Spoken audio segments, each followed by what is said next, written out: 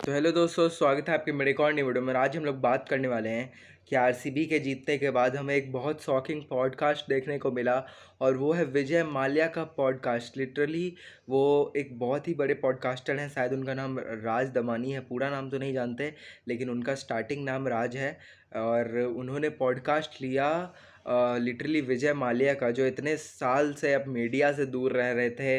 वो लिटरली इस कंट्री से ही दूर रह रहे थे, लेकिन हमें आरसीबी के जीतने के बाद लिटरली विजय माल्या का पॉडकास्ट मिल गया। और ये दोनों GTA 6 के लॉन्च के पहले हो गया।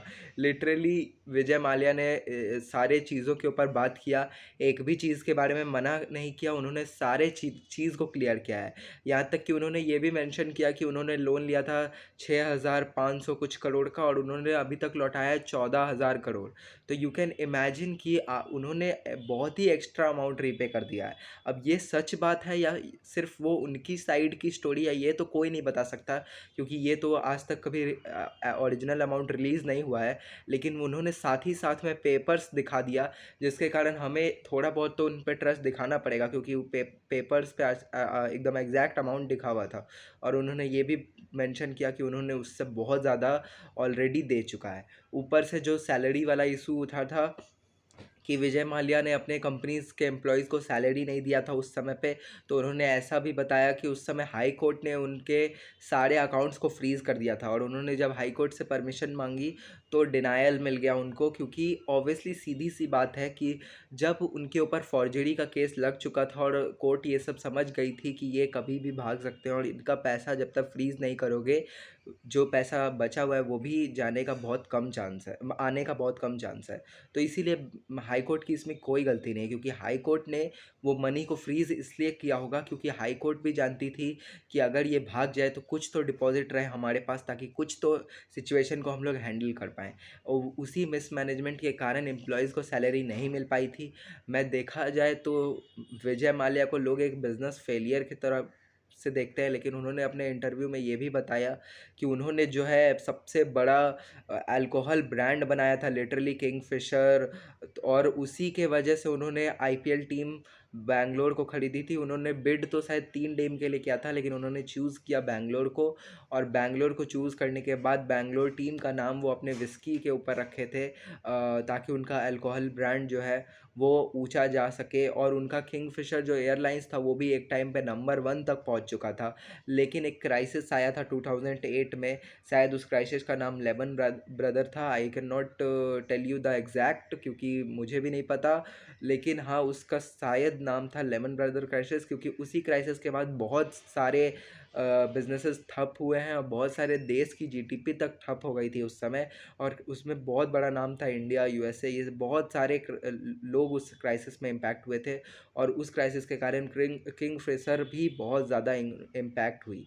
यहाँ तक कि उन्होंने ये भी मेंशन किया कि 51% of the liquor market is now also owned by his company. मतलब आज तक वो 51% से ज़्यादा मार्केट कैप रखते हैं अपने उस बिज़नेस में। तो हम लोग उनको डायरेक्टली ये तो नहीं कह सकते कि वो बहुत बड़े बिज़नेस फेलियर हैं, लेकिन हम लोग उनको ये ज़रूर कह सकते हैं कि उनके डिसीज़न ज़रूर बहुत बार फेल किए हैं।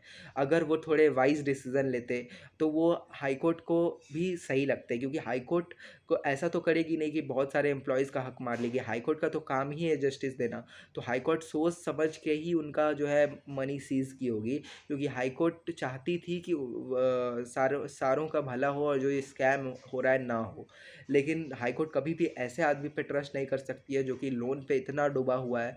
और विजय माल्या भी वही कहे कि असल में मिसमैनेजमेंट हो गया। मेरी कंपनी के स्टार्टिंग तो बहुत अच्छी गई, लेकिन क्राइसिस के कारण उनकी कंपनी को बहुत इम्पैक्ट पड़ी है। और कहीं न कहीं मुझे लगता है कि उनसे ये भी राज दमानी जो है, शायद राज दमानी ही उनका नाम है, मैं अगर गलत नाम ले रहा हूँ तो सॉरी गाइज़, क्योंकि मुझे एग्जैक्ट नेम नहीं पता है। लेकिन उन्होंने ऐसा पूछा कि आपके और आपके पापा जो कि वित्तल माल्या हैं, उनके बीच में बहुत लोग कहते हैं कि डिफरेंस ये है कि वित्तल माल्या जो थे वो काम पे ध्यान देते थे और आप जो है मस्ती पे ध्यान देते हैं।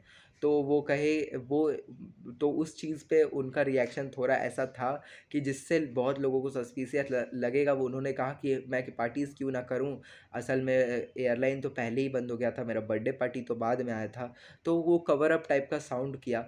बाकी रियलिटी तो अभी तक किसी को नहीं पता है, क्योंकि सिर्फ हम उनका पॉइंट ऑफ व्यू देखे और जो पेपर्स दिखाए वो देखे, लेकिन एक्चुअल पेपर्स वो थे कि नहीं, और उनका जो कहा गया है वो सच है कि नहीं, ये सारे क्वेश्चंस अभी भी बाकी बचते हैं।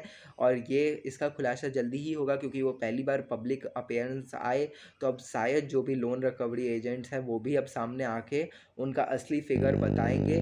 और इस डिबेट के बाद हमें पता चलेगा कि विजय माल्या एक स्कैम थे या फिर एक मिस कन्फ्यूज़न, या फिर मतलब एक डाउट उनके ऊपर रह गया बस। लेकिन वो अब आगे ही पता चलेगा। बाकी अगर आपको ये डिटेल वीडियो पसंद आई हो उनके बारे में, तो चैनल को लाइक एंड सब्सक्राइब कर दीजिए। बाकी आपका सपोर्ट मिल रहा है, ऐसे ही सपोर्ट बनाए रखिएगा। Thank you.